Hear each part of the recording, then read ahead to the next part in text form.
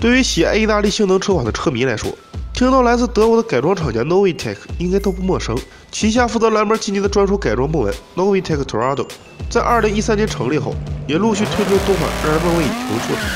最具狂野性格的后驱小型华尔凯 LP5802 也获得了最新的进化方案。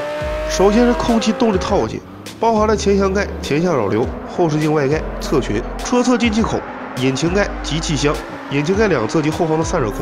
后保险杠、后下分流器以及尾翼等部件，均采用碳纤维材质打造。其中尾副部分还有4种样式选择，搭配前 9.0 英这乘20寸，后 12.5 这乘21寸。NLE 3片式多道铝圈，以及尺码为前245/30R20、后325/25R21的倍耐力皮内柔性能胎，加上可降低3.05厘米车高高度的强化短弹簧，不仅让这款小牛更添性能气息，并获得更加优异的空力效应，更让每位车主都能够创造出自身最喜爱的风格。而为了充满杀气的外观样貌相呼应，在华尔凯 LP5802 的动力系统方面，自然也不会马虎。针对其搭载的5.2升90度夹角 V10自然吸气引擎，